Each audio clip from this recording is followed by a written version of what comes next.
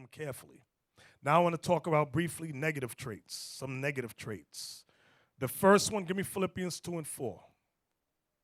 You got two different personality types. You got the narcissist and the introvert. The extrovert and, I won't say extrovert, I'll say narcissist. I'll use that one. The narcissist and the low self-esteem brother or sister. Watch this. Philippians 2 and 4. Philippians chapter 2 and verse 4. Look not every man on his own things, but every man also on the things of others. Read it again. Look not every man on his own things, but every man also on the things of others. When you're building a friendship, even a marriage, your job is to build the person, build your group of friends, build them. Not worry about me. A narcissist is about me. He or she is an attention seeker. They want attention. Now you may ask, what does that have to do with the brother or sister with low self-esteem? They have the same demon. It's the same demon. The narcissist is about me. They talk about themselves all day. The brother or sister with low self-esteem, I can't do it. No, I can't do nothing. And they constantly, both personality types want your attention. If you walk away from the brother or sister with low self-esteem, where you going? Who you talking to? Why don't you spend your time with me? I got something to do, babe. No, I'm going to kill myself. Are you kidding me? Go ahead and kill yourself then. Now you got to come back from work. You got to leave work early to deal with this low self-esteem person. You got to watch them two personalities, the narcissist and the low self-esteem. And you're sitting in here. Some of y'all sitting in here, male and female. You know who you are. Just put a check next to your name. You know it's you. They opposites, but both need attention. Both of them need attention. And both of them can tend to become abusive if you don't do what they want. I'm telling you, just listen good. The next negative trait, the substance abuser. Proverbs 20 and 1. The substance abuser. And I say substance, that falls not just under alcohol. Crack, cocaine goes with that too. Mollies go with that too. Read that. Proverbs chapter 20, verse 1. Talking about wine. Wine is a mocker. Strong drink is raging, and whosoever is deceived thereby is not wise. That's about when you drink in excess. That's what it says. Wine is a mocker. Strong drink is raging. Now, you know this story, Laba, in Connecticut. The husband and wife at the table. This is way in the early stages of IUIC. We didn't have no school. Husband and wife, Connecticut, crazy Connecticut. At the table, they drink, everybody drinking, wife drinking too. She looking at the husband. I never liked your ass. Bam! Right in the face. Right in the face. Oh, God. Then they rolling around. The steak knife comes out. She stabs him in the back. He's busting her in the head. They both up in jail. I'm like, what the hell? You remember that? Yes, yeah. You can't make this stuff up. Come Yashala. Okay. Yeah. Give me Tobit 4:15. Tobit chapter 4 and 15. The book of Tobit, chapter 4 and verse 15.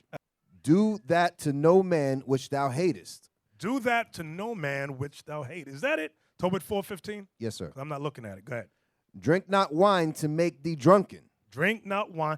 That goes back to Proverbs 20 and 1. Drink not wine to make thee drunken. Go ahead.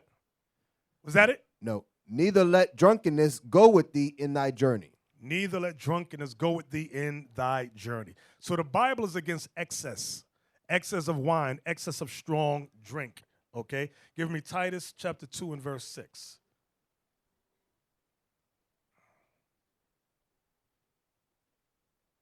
The book of Titus, chapter 2 and verse 6. Young men, likewise exhort to be sober-minded. Exhort to be sober-minded. If you are on any kind of mental stimulant, you're not sober-minded. Okay, you're not clear in your thoughts and your thinking. If you're high on alcohol, you're not sober-minded. If you're high on weed, mollies, crack, cocaine, you are not sober. Okay, read it again. Young men likewise exhort to be sober-minded. So the Bible teaches us to be sober minded. So when people say, I'm not going to tell nobody it's a sin to smoke weed, they don't know the Bible. They don't know the scriptures. And for those of you that follow them, shame on you. Shame on you. That's a gateway to other mental stimulants. Once they say it's no sin to smoke weed, crack follows quickly behind it. Now you got to know where a man or woman, their history to know where they're going. Okay? Give me Sirach 9. You got to watch the men or women who can't manage their emotions in terms of jealousy. You ever meet that man or woman that you can't talk to nobody else but them? I talk about of the opposite sex. Or they think you cheating. They think you trying to get something from them. Read that for me. 91. The book of Ecclesiasticus, chapter 9 and verse 1. Be not jealous over the wife of thy bosom. Be not jealous over the wife of thy bosom. Go ahead. And teach her not an evil lesson against thyself. Some brothers are very jealous. I always tell y'all about the story, true story, about the brother who wants to get married, and we advise him not to get married to the sister. She's new. Very, very, very pretty sister. And we tell her we don't advise that they get married yet because she's new. She's new. She's been with us 3 months. Now, y'all grown. Y'all can do what you want because that's not a law in the Bible. It's not. I'm going to say it again. It is not a law in the Bible.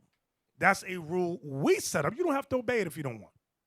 But we advise against it. We tell you wait 6 months to a year. Let them learn what this is about. Let them learn. And we said, sister, if your intent is to marry this brother, get to know him first.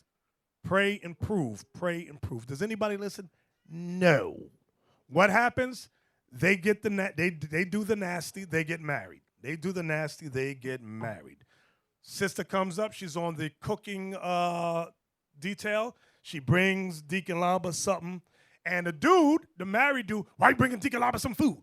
She said, I'm on the cooking detail, I'm bringing food. Why don't we bring him no damn food no more? Let his own wife get his own damn food. The hell? All right. So she gets off of that. Now she's in the back. She says, brother says, hey, shalom, sister, such and such. She says, shalom, brother, how you doing? He said, I'm doing fine. Everything's all right. She said, everything's good. And the brother's going to start looking. Why are you talking to that nigga? Why are you talking to him for? Why are you talking to him? Crazy, crazy people. I'm telling you a true story now. That's the male. Now here comes the woman. True story. Here go the brother. Sister go, hey, brother, how you doing? Here go the wife. Why are you talking to her? You know that hoe like you. No, she doesn't like me. We've been friends for years. I just said hi. She said, no, see, you don't know. Women knows it. I got a gut feeling she want you. All right, I won't say anything to the sister anymore. You just go, then another sister, hey, shalom, brother. Like, don't talk to her. Don't talk to her because she likes you. What do you mean she likes me? I know her for 2 years. Just say hi. No, I don't want you to talk to her. If you talk to her, I'm going to kill myself. Here you go. Crazy people. Crazy people. So you got to look at that narcissist, low self-esteem person, the substance abuser, and those that can't manage their emotions, that jealousy. Give me, what'd you just read? Sirach 9? 9 and 1. Give me chapter 26 and verse 6. Sirach 26 and verse 6. Crazy people. And you know who you are. Y'all online, some of y'all sitting up in here, you should say, Lord, this is me. Let me correct this, please. Let me fix it. Ecclesiasticus chapter 26 and verse 6. Here we go. But a grief of heart and sorrow is a woman that is jealous over another woman. Well, I want you brothers to understand that. The Bible says that's a grief of heart. You can't talk to a sister. You can't say hi without this woman, your wife, being overly just jealous for no good reason. Read it again. But a grief of heart and sorrow is a woman that is jealous over another woman. And a scourge of the tongue which communicateth with all. She tells everybody their business. Everybody. She communicates with all. Give me chapter 37, verse 11. Chapter 37 and verse of Ecclesiasticus. Ecclesiasticus chapter 37 and verse 11. Neither consult with a woman touching her of whom she is jealous. That's one thing, brothers, you got to learn. Don't consult with a woman concerning whom she is jealous. You got the sister. She been wanting a man for a long time, but she ain't never got herself together. She's rude, obnoxious. Now you come in, you the handsome brother. She got her eyes on you, but you looking at the sister who got herself together. She talk kind. Give me that. Hold this. We coming right back here. Give me the scripture in Proverbs 31 about the words of kindness. Proverbs 31, verse 26. She openeth her mouth with wisdom, and in her tongue is the law of kindness. So you meet a pretty sister, and you notice that in her, she has the attributes like we just read there. In her mouth, read it again. She openeth her mouth with wisdom. When she speaks, you can tell this is a wise sister. She got herself together. Go ahead. And in her tongue is the law of kindness. And she's kind. But the other sister who you consulting with, you asking her opinion, the jealous one, the one who ain't got herself together. Tell me what you know about this sister. What do you think about her? You think she's going to give you the right counsel? No, this sister just came in about a year ago. This sister been in 6 years. Why ain't you looking at me? Why don't you want to talk to me? I got it going on too. No, you don't. You're a dragon. And everybody sees the dragon within you. So you think you're going to get good consultation with that sister? No, you're not. So you got to, if you want to, because we tell you, brothers, talk to her circle of friends. See what she's like, but make sure it ain't one of them angry sisters. We'll just leave it right there. I'll just put that on the table. Proverbs 31:11. Stay in the same chapter. Verse 11. The heart of her husband doth safely trust in her, so that he shall have no need of spoil. No need of spoil. No need of her being molested or committing adultery. So you want a wife who you can trust in. You ain't got to worry about her around the water fountain. And she shouldn't be coming up to you telling you, you know, this dude at work said how good I look. He's trying to, sisters, don't do that. Because you're going to put spirits on the man. I'm going to tell you a true story, another true story. I get the ring, ring, ring. Hello. That's me picking up. Hello. Here go the brother. I'm going down to my wife's job, and I'm going to beat the hell out of her manager. Brother, what's going on? You want to beat the hell out of a manager? Yeah, my wife's going to tell me that her manager told her how good looking she is, and he touched her hand. He put his hand on the back of her hand. I said, brother, don't go down to her job and show your ass. Don't do that. I said, there's ways to take care of things like that, and that's not one of them. He said, no, I'm going down there. I said, now, if you go down there and get your behind whooped, brother, and then you go to jail, don't ask why. Sure enough, brother goes down to the job. I'm going to go beat him up. Pop, pop, pop, oh, shoot. Brother. Ring, ring. Hello. Yeah, but that dude whooped me. I said, didn't I tell you? Leave that alone. Your wife is supposed to handle that. Read that verse again. Proverbs 31 and verse. And some women lie. They just want attention. You know, there's a lot of brothers in jail because of the lying wife they got. Oh, this one tried to talk to me. He said this to me. Now you mad. You got spirits, and you go after the dude. Now you do something to the dude. You in jail. Now she going with the dude anyway. She ain't waiting on you. Go ahead, read that. Proverbs 31, verse 11. The heart of her husband doth safely trust in her, so that he shall have no need of spoil. Right. Give me that video, man accused. Man accused. Ms. Porter is actually present. She does not wish to address the court.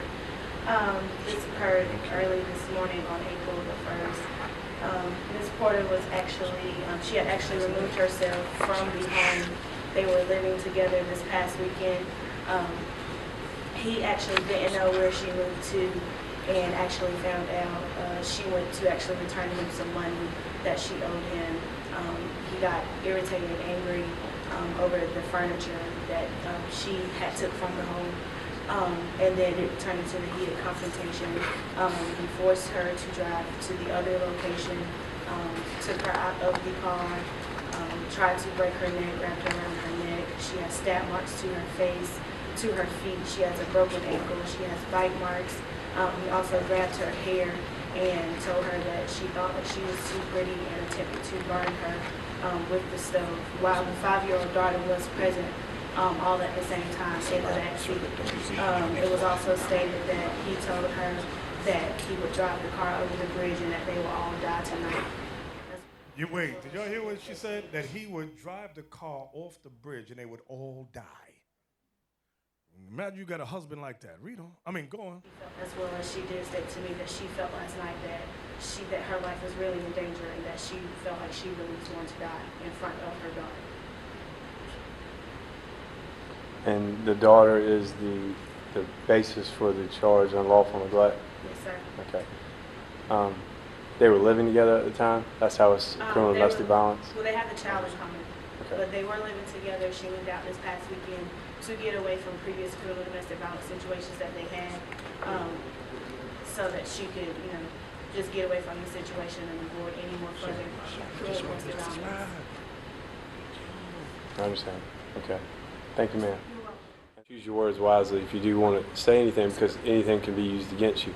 And I'm saying that only for your protection, okay? Clearly, I'm here to listen to whatever you want to tell me, but just know that in advance, since you're not representing, that this is something that... We always tell you brothers that little is better. Sometimes the least you say is the best. Because you heard what the Edomite said. Y'all see SVU and all that? You have the right to remain silent. Anything you say can and will be used against you in a court of law. So you're warned. But black people, we just like to talk. I'm going to talk my way out of this. Okay. Go ahead. Is there anything that you want to tell me in reference to these 3 charges? Yeah. First, when she did bring my clothes back and my money back, she said she was going to take me over her house. So how the whole thing started, man. And I said, well, go ahead and get out and open the door and get Cam. I said, so I was about to get my baby. I smell up a weed smoke. So I'm like, damn, but you still smoking weed on my baby? But why tell you about that? That's how the whole thing with this started. You know what I'm saying? Yeah, I did this, I did that. Yes, I did put my hands on it. I did that. But all that kidnapping and telling her, say, well, get here and do no, that's a lie. See, she know I done been locked up for kidnapping before. And I said, boy, you know what? But that charge they carried 30 years, well, this and that, boy. Only thing a person got to do is just say, oh, well, you move them against their will or this and that. You know what I'm saying? She said, that's all and this and that. And so that I know that's what, dog, I put on everything I love, man. I ain't tell that girl to move here or move there or none of that. Don't know law 1. Okay, first he threw under the bus about the weed. Okay, he threw under the bus about the weed. He said, I hit her. Yes, I did. All that he should not have said. Then he said, but kidnapping, I didn't kidnap her. Let me tell you something about kidnapping. If I hold Deacon Lauber and he wants to go to the back and I refuse to let him go, that's kidnapping. He cannot leave without my consent. That's kidnapping in the Esau's court. Don't hold on to people. Let them go. So he's held on to the woman. He didn't let her go. So he sees the law kidnapping. He mad now because he don't understand the law. Come on. None of that. That's where it happened from 109 all the way back to 710. She could have stayed. She still. My daughter still was in the car.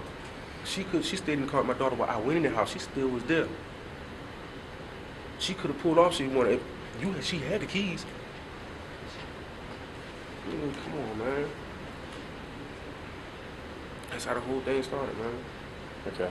Yeah, the kidnapping and about the child, whatever. I mean, she give your child neglect or something, man. She right. I mean, come on. Take a drug test right now. I bet you can't pass.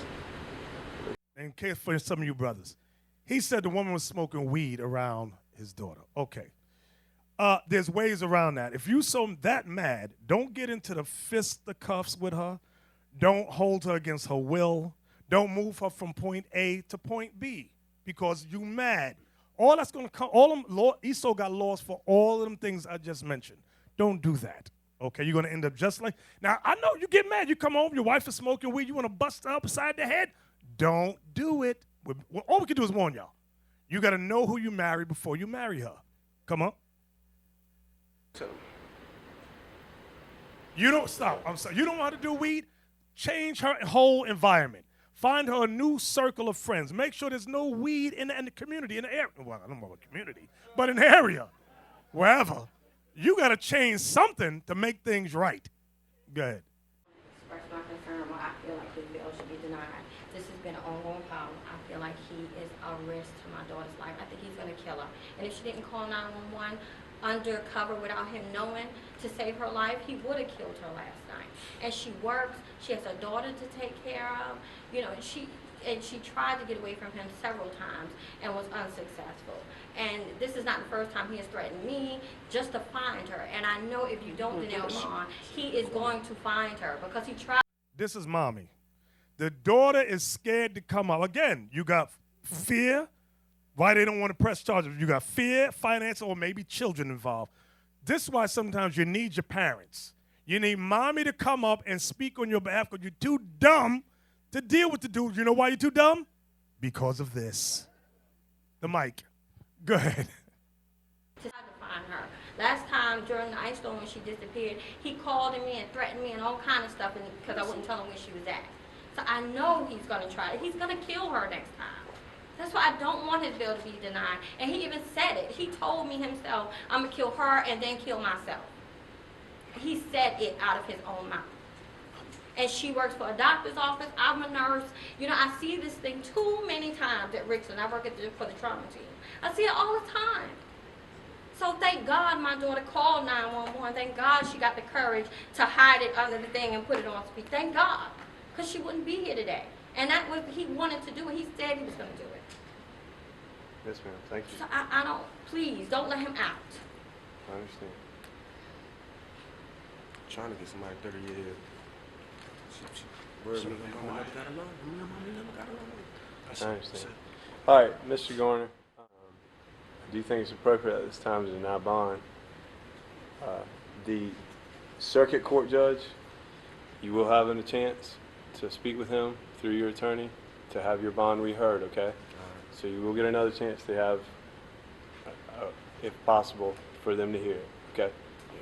But at this time, it's the bond has been denied, okay? Thank you. Yeah.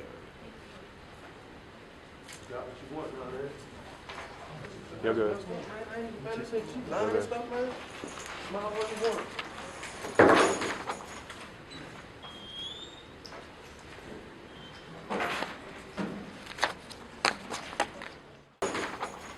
See that? He tried to give her the look. I'm just going to say something to you, make you change this whole thing. You got what you wanted, right? Right? Go watch them eyes. You got to watch them eyes. Give me that in Philippians 4 and 6. So now I'm not saying that I know 100% all these guys is guilty. I'm saying today's classes know what to be aware of, what to look for, and often how to handle it, okay? Give me that Philippians 4, 6, and 7. We got to learn how to manage stress. Some women don't know how to manage stress. They can't handle moderate stress without becoming highly frustrated. Men and women, read that. The book of Philippians chapter 4 and verse 6. We have to learn how to manage stress. Go ahead. Be careful for nothing. Be careful for nothing. Worry about nothing. Go ahead. But in everything by prayer and supplication. But in everything by prayer and supplication. Come on. With thanksgiving. With thanksgiving. I went down to verse 7. Let your requests be made known unto God. Make your requests known unto God. Many times things are out. If it's outside of your control to change things, we have to go to the Lord to fix it for us. But if you know you can fix it, then fix it. Go to the Lord on that thing and do something about it. Go ahead. And the peace of God, which passeth all understanding, shall keep your hearts and minds through Christ Jesus. You see that word, peace of God? That's what we all want in our marriages, in our lives, in our families. We want peace. You be careful for nothing. Don't stress over nothing, okay? Give me that in Psalms 119, verse 143. Psalms 119, verse 143. The book of Psalms, chapter 119 and verse 143. Trouble and anguish have taken hold on me, yet thy commandments are my delights. Many times when we go through trouble and anguish that take hold on us, it says the commandments of God should be our delights, okay?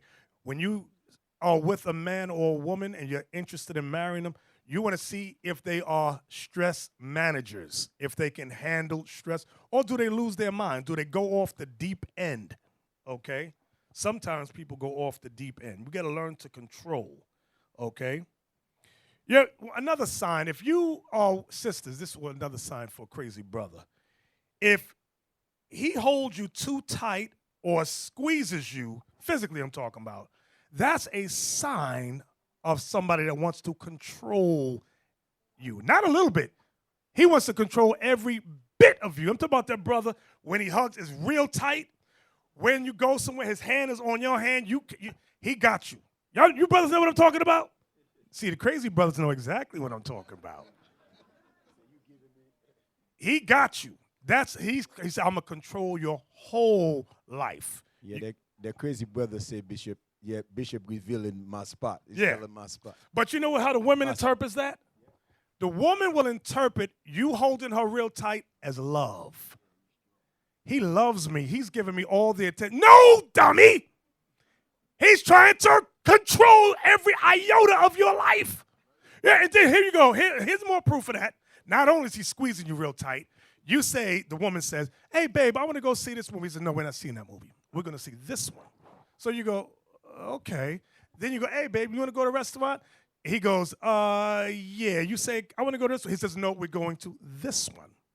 Hey, babe, I want to order such and such on the menu. He says, no, you're going to eat this. What the hell? And they don't pick up. Oh, he loves me so much. No, dummy, he doesn't love you. He's controlling everything about you. Simple, to make you dependent on him. And that all goes back to, after a while, you ain't going to work. You have no financial income. You have to depend on that dude right there for everything. You can't. The phone ring, who is it? Who is it? I want to know who you're talking to. Y'all know, nobody know what I'm talking about. You women, I know y'all know what I'm talking about.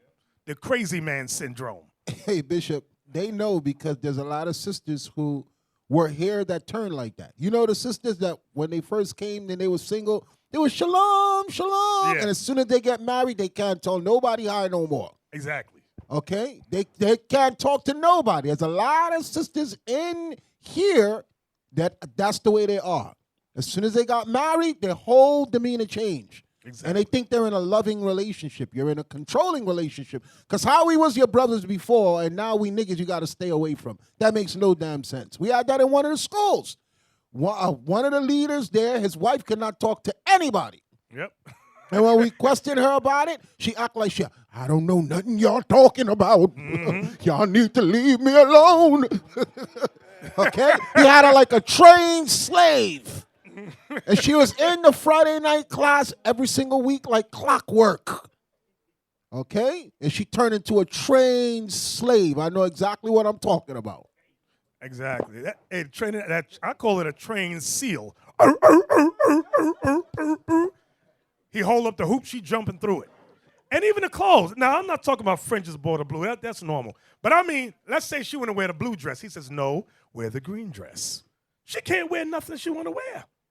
You sound like the movie. The movie with that pretty boy. You just mentioned the movie with the... Oh, the enemy, sleeping with that No, the other one. With Blair Underwood? Yeah. He said, no, don't wear this. I want you to wear that. Exactly. That's what they do. And the reason the bishop point out those things is because he's slowly breaking you down.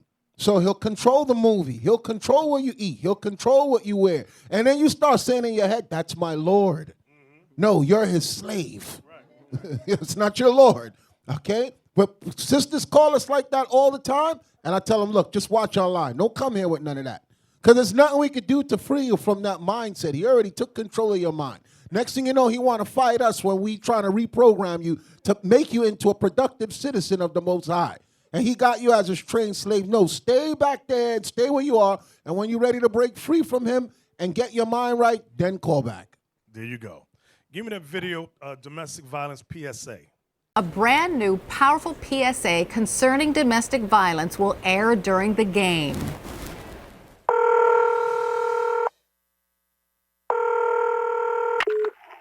Operator 901, where's the emergency? 127 Brynmere. Okay, what's going on there? I'd like to order a pizza for delivery. Ma'am, you've reached 911. This is an emergency line. Large with half pepperoni, half mushroom. You know you've called 911. This is an emergency line. Do you know how long it'll be? Okay, ma'am, is everything okay over there? Do you have an emergency or not? Yes. And you're unable to talk because... Right. Is there someone in the room with you? Just say yes or no. Yes. Okay, it looks like I have an officer about a mile from your location. Are there any weapons in your house? No.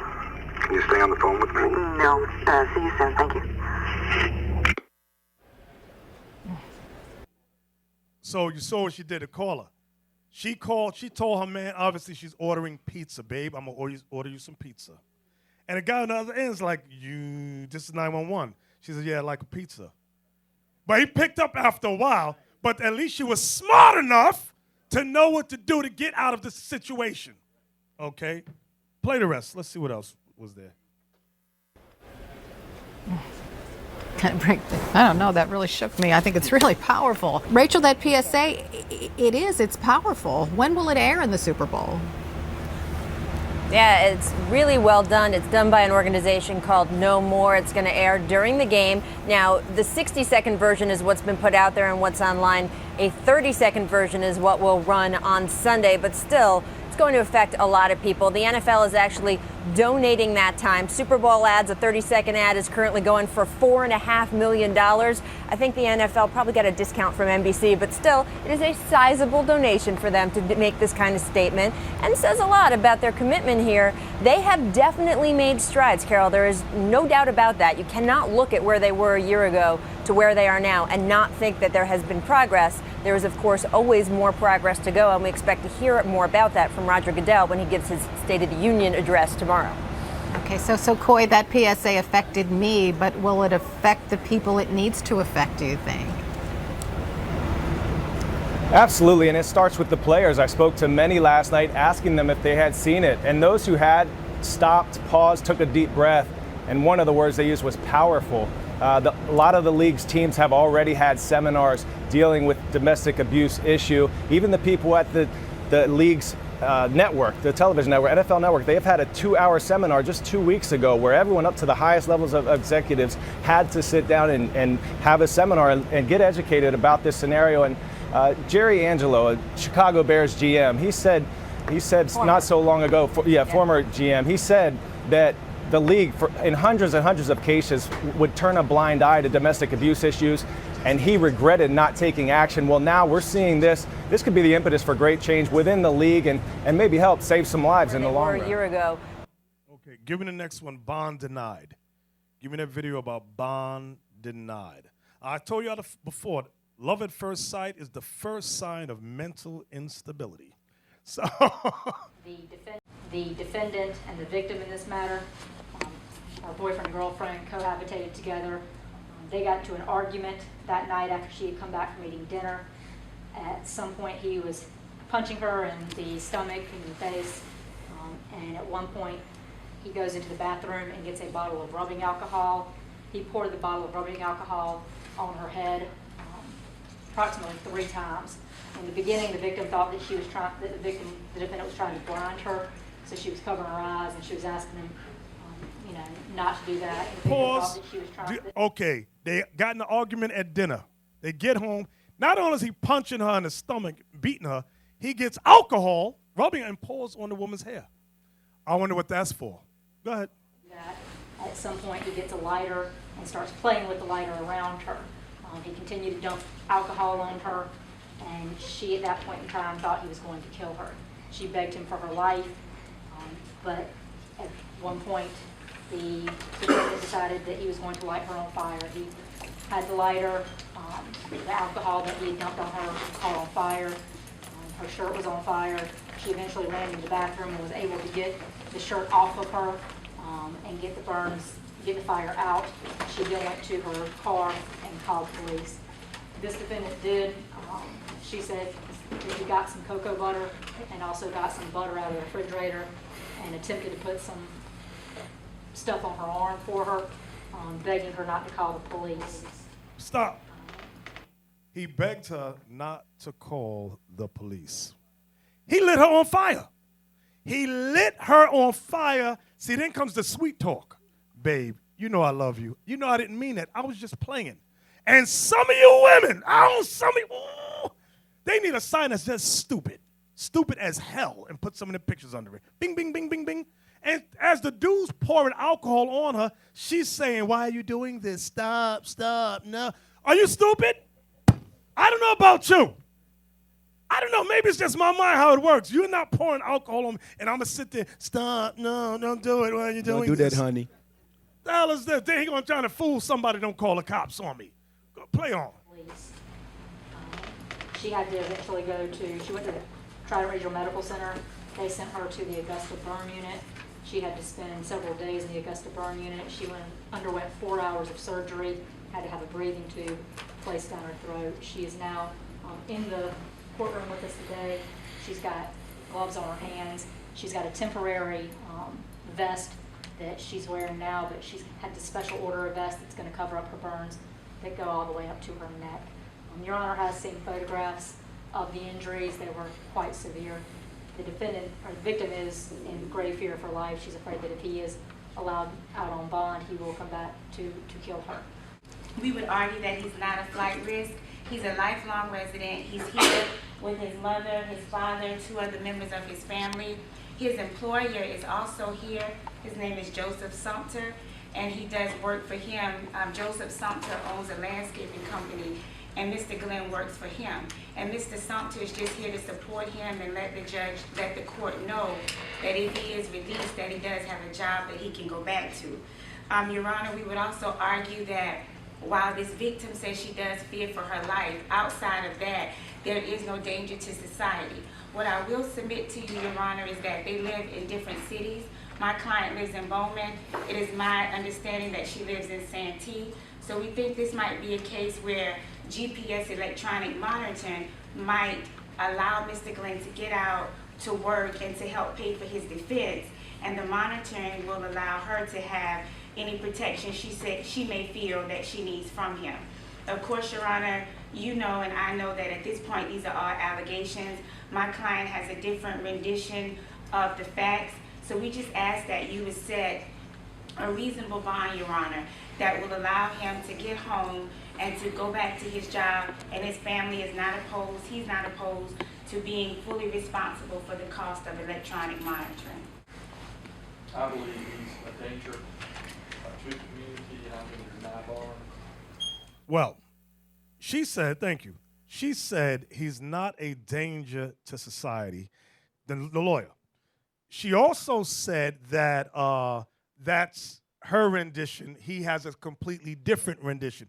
But she's sitting in the back with gloves for the burns and a vest from burn. Y'all hear this?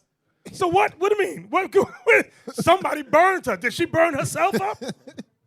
Bishop, you know why that the lawyer was able to say that was his rendition, and we want him to go back to his job. He has a landscaping company. He has this, he has that. You know why she's able to speak like that?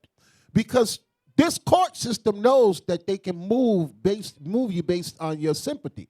They know that there's some idiots that are listening that you can move them based on their sympathy versus what is right. A lot of people don't care what's right and what's wrong. That's why I keep telling a lot of y'all it's perception. And she really believes when a lawyer goes in there, they'll know, look, I know you did it, but let's see if we could talk this way to make it erase the fact that she's burned all the way up to her neck and she got gloves on. They really went in there with that mindset. The judge should have said as soon as she finished speaking, sit your black ass down. He ain't going nowhere. He is not going nowhere. Okay? Because why would you want a monster like that walking around in society? And you want to convince him he's in another state, he has a job, he wants to go back to his family, he doesn't want electronic monitoring. And the same way that woman spoke is a lot of people could get in your heads and speak to you that same way, where you're going to ignore the facts and go with based on your emotions. That's why the other lawyers said, let's get a white judge. Exactly. White judge don't listen to Negroes. They're going to look at you and say, really? Really? Bail denied, bam. That's what they do. That's true. Now, he may not be a threat to society, but guess what? Was he a threat to her? Oh, hell yeah. Okay, now, give me the next one. 2020, domestic violence 2020. I'll tell you, and get me Tobit chapter 1, verse 9. Then, on the morning of March 28th, she says Ortrala went to school expecting trouble. Marcus was an emotional wreck, begging her not to leave him. Stop! Vanessa Connor. Sisters, when you get these emotional brothers, because you know his boyfriend and girlfriend say, hey, I don't think this is working out. I'm going to go do me, you go do you. And the dude is overly emotional, that's a sign this dude is crazy. He going to do you some harm. Watch. Good. Vanessa Connor was Ortrala's English teacher. He called her a bitch. And I said, well, if he's doing that, then you need to break up with him. And she said, well, I did. And I looked at her, and she just looked like she wasn't all with me that day. You know, you need to. Pause! You know what happened here. This sister here says, I want to marry this brother. We say he ain't ready. He said he want to marry her. She ain't ready. Sister going to come up tell us he called me a bitch. We said, that's a sign. Don't marry him. They go get married anyway. What happens? All upside the head. Oops, upside the head. Now they on Facebook cursing us out. That's right. Like we did something to them. We the bad guys now. You can't make this stuff up. Go ahead. And I said, baby, you all right? And she said, oh, you know how it is, Miss Connor, roller coaster of love. You know how us teenagers are. And I smiled and I said, all right. But things weren't all right. At 4 that afternoon, there was another heated argument between Marcus and Ortrala. He chased her to a second-floor hallway, then pulled out an 8-inch kitchen knife he'd hidden in his backpack and began stabbing her repeatedly. 6 times in the head, the neck, and the back. Students and teachers heard screaming and came running. Amid the chaos, Vanessa Connor knelt down on the bloody floor and comforted the dying girl. I was saying, you know, you gotta hang in there. You gotta stay with me. Don't go.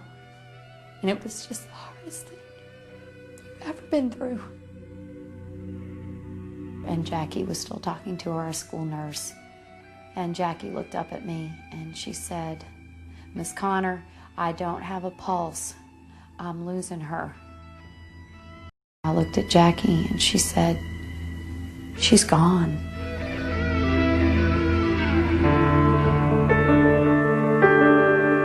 Marcus McTeer was arrested and charged with his girlfriend's murder. The news quickly swept through the school and the community. One of the last to find out was Carolyn Mosley, Ortrala's mother. She rushed to the hospital where her daughter was taken. That lady just told me my baby was dead. What were you told that had happened? Marcus stabbed your daughter and killed her. How do you even take in news like that? I'm still trying to take it. How can I take it? I don't want to take it. After pleading guilty, Marcus McTeer is now serving a 40-year sentence for Ortrala Mosley's murder. Marcus declined our repeated request for an interview, so we couldn't ask him why or how this could happen. Let me tell you about the white girl. The white girl dated this brother before the black girl. The white girl had sense to get away from this nigga. The black girl did not. Go ahead. I have nightmares of the murder. I feel like I was there, even though I wasn't. How about your confidence and your self-esteem? Marcus still has a lot of it. I just hate that he has half of me with him. The me that I want back. Now 19 and wiser, Rayanne Spence refuses to run away from her past. He began to tell me when I could leave the house and what I could wear when I did. She's bravely speaking out, hoping to spare other young girls from the nightmare that she escaped, but Ortrala Mosley did not. Notice what, now they were teenagers. He was telling her when she could leave the house, what clothes she had to wear. That's what we was talking about, that controlling spirit. I'm going to control everything about you. Y'all better be, you women better be wise. And you know what, Bishop? That takes a lot of energy to find out where she is, what she's wearing, who she's talking to, this and this. A man who's doing that, he don't have no life. I don't have no time to keep doing that. Where you at? Who you with? What you got on? Take a picture. Show it to me. There was a brother who did that. There was a brother who did that here. Okay? And now I have to not look at her. I have to look at you. How do you have so much time to be following her around like a damn child? And you're a grown man. You don't have no responsibility. You don't have no life. You don't have no value. You wrap your whole world around her. And she interprets that as love. And she interprets that crazy. as she's a nut job and you're a nut job too. Sound like a candy bar, the nut job too. Go ahead. Did not. You have a picture of her above your bed. Why? I feel like now I'm not just living for me, I'm living for her too. There's a reason for everything, and there's a reason why I'm still here. And I think that reason is because I'm going to keep Trella alive right now. Again, a lot of times the Bible says the white man's the devil. But there are black devils, I'm telling you, that will treat you worse than this white man. Believe it. And they're in Israel, or claim to be in Israel. Go ahead. It's the best that I can. And I'm going to talk about this as much as I can and make sure it doesn't happen again.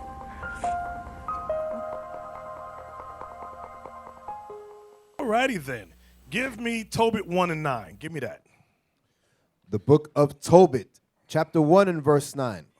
Furthermore, when I was come to the age of a man, I married Anna of my own kindred, and of her I begat Tobias. There's a certain age level that the Bible talks about, and it's the age of 20. Because generally 20 and up, you are, now this isn't 100%, you are generally supposed to be emotionally stable by the age of 20. But that's not for all men. That don't go for all of you. Some of you are 30, 40 years old, you're operating at a 15-year-old level. You're emotional, you're controlling, you're filled with all kind of hatred in you. So that's just a general. Give me Genesis 38:11.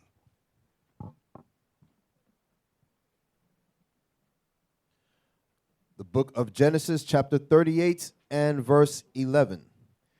Then said Judah to Tamar, his daughter-in-law, remain a widow at thy father's house, till Shelah, my son, be grown. See that? He tells her, wait at the widow's house till Shelah, my son, be grown. There was an age that our forefathers dealt with.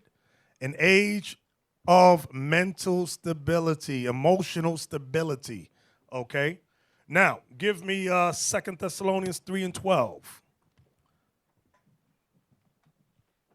You got a lot of time on your hands to know when a woman's leaving the house, entering out. And they didn't live together. They didn't live together. It made no damn sense. I'm like, what? Where you going? What you got on and all of that? He didn't even have a job. Read that. Bishop, then when she come back, she got to explain where you was, what you was doing, who you was talking to. What was y'all talking about? Right. How long you was talking to him? Why y'all was talking about that? Why you didn't tell me? You're not going back again. Right. Exactly. And they repeat the same cycle over and over and over. Exactly. Right. Yeah, I called you on FaceTime. Why don't you click it over? What's going on? There's crazy people. Go ahead. The book of 2 Thessalonians chapter 3 and verse 12. Now them that are such we command and exhort by our Lord Jesus Christ, that with quietness they work and eat their own bread. With quietness they work and eat their own bread. Build yourself up. That's what Paul is telling us there in Thessalonians. Build yourself up. With quietness, do your own work. You got too much time to worry about what she's doing, where she's going, what she's eating, where she's wearing. That's ridiculous. Right. With quietness, do your own work. Hey, and that's crazy what you said, Bishop. When you said people say that love at first sight, that's craziness. Because to love someone, you got to get to what? Know them. Right. How could you just look at them and say, I love you, and you know absolutely nothing about them? Asaph, at least 13 hands went up, said they go with love at first sight. Crazy people. Push them to the back. Push those nut jobs to the back. You got to, even with the Most High, his love for us is after he gets to know us. We got issues. That's why the scriptures say you must be born again. You may have been lusting for them at first sight, but I know a lot of people who were lusting, and then when you get to know them, all of a sudden you hate them. Yep. And you say it openly. I hate them. We looking at them like, yo, y'all, the way y'all was before, there was hearts all over your head. The birds were singing. Y'all was holding hands. The wind was blowing. Now I hate him. I hate her.